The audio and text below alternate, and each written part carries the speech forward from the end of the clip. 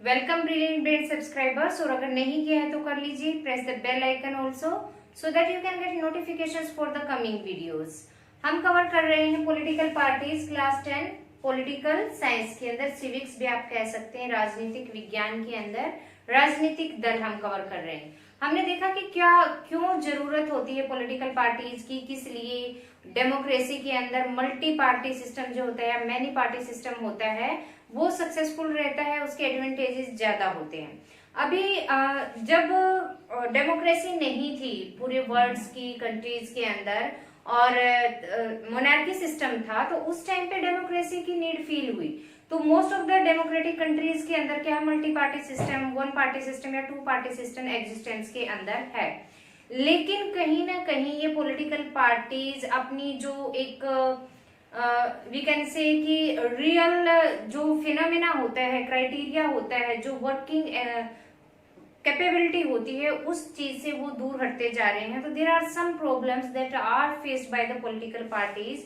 दुनिया के अंदर लोग, बहुत सारे डेमोक्रेटिक कंट्रीज के अंदर सिटीजन ना खुश हैं। क्यों ना खुश हैं? कि वो अपने रिप्रेजेंटेटिव्स को क्या करते हैं, इलेक्ट करते हैं कि वो उनके बिहाफ पर कंट्री को गवर्न करेगा, वेलफेयर के लिए काम करेगा पूरे नेशन के लिए। लेकिन पार्टीज के अंदर कुछ ऐसी चीजें हो रही हैं जो कि एज ए चैलेंज मीन्स आप कमी भी कह सकते हैं इसको, या डिसएडवांटेज भी कह सकते हैं पार्टीज की, आज के टाइम उभर कर सामने आ रही हैं। तो क्वेश्चन रेज होता है यहाँ से, challenges faced by the political parties, या what are the challenges faced by the political parties। यहाँ पे कवर करते हैं one by one. Lack of internal democracy, parties कहाँ फॉर्म हो रही है? डेमोक्रेटिक कंट्रीज के अंदर, लोकतांत्रिक देशों के अंदर फॉर्म हो रही है, लेकिन पार्टीज फॉर्म होने के बाद कुछ रूल्स रेगुलेशंस उन्हें फॉलो करने पड़ते हैं। तो आज के टाइम में प्रेजेंट इरा की बात हो रही है, ये पार्टीज कहीं ना कहीं उस चीज से दूर होती जा रही हैं, अपने ही रेगुलेशंस को ये फॉलो नहीं कर रही है। इसके अंदर क्या आता है? There is concentration of power in one और few leaders at the top. जो भी पार्टी के मेन लीडर्स होते हैं उनके हाथ में कंसंट्रेशन मीन्स निहित हो जाना पावर का, वो रहता है। जैसे कि मैं कई बार आपको इसी चैप्टर के अंदर एग्जाम्पल दे चुकी हूँ कांग्रेस पार्टी का, कि मेन लीडर्स के हाथों में पावर होती है, डिसीजन वहीं से फॉलो होता है, और मोस्टली सेंटर के अंदर जो डिसीजन लिया जाता है, कहीं ना कहीं कम ज्यादा स्टेट लेवल पे भी उन्हीं रेगुलेशंस को फॉलो किया जाता है।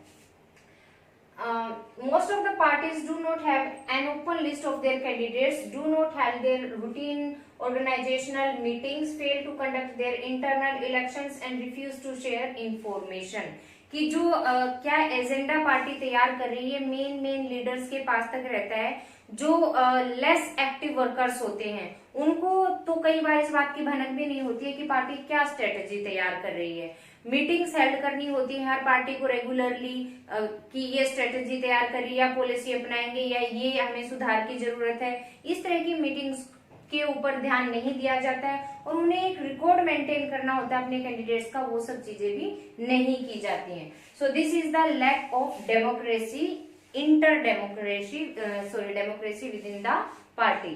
Next is dynastic succession. Dynastic succession क्या होता है? हमने देखा कि जो हेड चुना जाता है, लीडर चुना जाता है किसी भी पॉलिटिकल पार्टी का, समटाइम्स वो फैमिली मेंबर्स को ही अपने पीढ़ी दर पीढ़ी बनाते रहते हैं। कांग्रेस इसका बेस्ट एग्जांपल है, अगेन एंड अगेन इसको फिट किया जाता है। Those who happen to be the leaders are in a position of unfair advantage to favor people close to them or even their family members। चाहे वो member जिसको वो head बना रहे हैं उसको एक्सपीरियंस ना हो, लोकेलिटी को वो जानता ना हो, फिर भी उसको वो हेड बना देते हैं। तो ये क्या हो जाती है? एक तरह से डिसएडवांटेज हो जाती है कि गैर तजुर्बेकार आदमी को क्या दी जा रही है? लीडरशिप दी जा रही है, जबकि लीडर एक ऐसा होना चाहिए जिसको अपनी सराउंडिंग्स का, हर एक चीज का बहुत अच्छे से नॉलेज हो।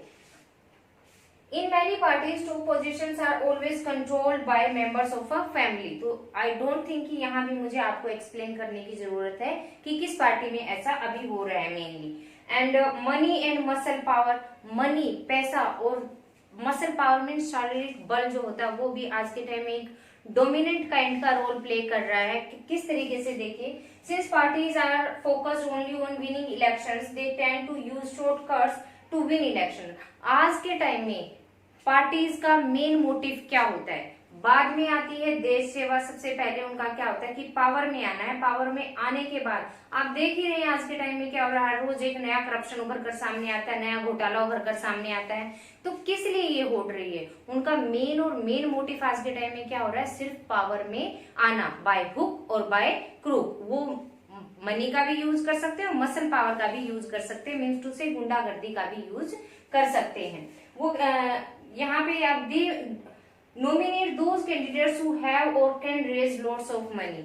वो ऐसे ही कैंडिडेट्स को पार्टी के अंदर टिकट देते हैं जिनके पास ऑलरेडी बहुत सारा पैसा होता है, या ऐसे आदमी जो पार्टी में एग्जिस्टेंस में आने के बाद इलीगल या 2 नंबर के वे से ज्यादा पैसा कमा सकते हैं। और इनके अंदर मेनली बिजनेसमैन जो होते हैं या जो अमीर लोग होते हैं, स्टैंड करते हैं, उनका पार्टी के अंदर ज्यादा से ज्यादा रोल होता है, क्योंकि वो पार्टी को क्या करते हैं, फंड प्रोवाइड करते हैं। और फंड किस लिए चाहिए होते हैं? पार्टी को अपनी रिलीज करनी होती है, पैम्पलेट्स देने होते हैं, उसको पब्लिसिटी करानी होती है। इन सब चीजों पे क्या लगता है? पैसा लगता है। और आज के टाइम पे तो वोट बैंक वाला जो सीन चला हुआ है आप लोगों के सामने सब क्लियर है।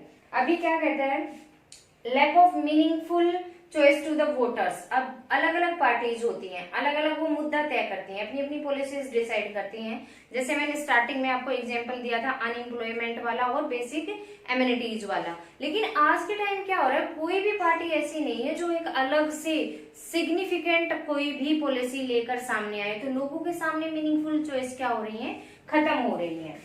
In the modern era, very often parties do not seem to offer a meaningful choice to the voters. In order to do so, parties must be significantly different. तो ऐसे meaningful choice लेके आने के लिए parties का different होना जरूरी है। लेकिन होता क्या है आज के टाइम में कि एक पार्टी का लीडर दूसरी पार्टी में क्या हो जाता है, शामिल हो जाता है। अगर वहां से उसको ज्यादा बेनिफिट्स मिल रहे हैं, ज्यादा फैसिलिटीज या मिनिस्टरशिप उसको ऑफर की जा रही है, तो ये भी एक बहुत बड़ी समस्या, चैलेंज आज के टाइम में पॉलिटिकल पार्टीज की हो गई है। Negative politics. नेगेटिव पॉलिटिक्स का क्या मतलब कि पॉलिटिक्स किस लिए आई थी डेमोक्रेसी के अंदर? लोग मुद्दे उठा सकें जो इश्यूज हैं, इकोनॉमिकल हैं या फिर डोमेस्टिक हैं, इंटरनेशनल लेवल के हैं, उसके तह तक जाकर उनको वो सोल्व करने की कोशिश करें। लेकिन पार्टीज आजकल क्या कर रही हैं कि एक पार्टी अगर पावर के अंदर है, दूसरी अपोजिशन में बैठी है, और अगर सही फैसला भी पावरफुल पार्टी ने लिया तो अपोजिशन वाली पार्टी उसमें भी कमियां ढूंढने की कोशिश करती है। तो this is the dirty tricks they are playing this days. Negative politics इसको बोला जाता है। Most of the political parties follow negative politics, that is just criticising the opposition party की जो विपरीत पार्टी खड़ी हुई है उसको सिर्फ तुमने उसकी निंदा ही करनी है, क्रिटिसिज्म ही करना है। अगर वो अच्छा स्टेप भी उठा रही है तो भी आप उसको क्रिटिसाइज ही करेंगे। तो किस लिए? सिर्फ जस्ट गेटिंग द पावर, कि वो लोगों को क्या कर सके, उनकी थिंकिंग पावर को, ओपिनियन को क्या कर सके, मोल्ड कर सके। This diverse the attention of the people from the core issue. और जब ऐसा किया जाता है, जो मेन मुद्दा होता है, जनता कहीं ना कहीं उस मुद्दे से क्या हो जाती है, दूर हट जाती है। So these are the major problems that are faced by the political parties, or these are the issues or disadvantages of the political parties. Next video के अंदर फिर मिलते हैं। एडवांटेजेस जो चेंजेस किए गए हैं पॉलिटिकल पार्टीज के लिए रिफॉर्म करने के लिए, उनके साथ। Till then keep watching.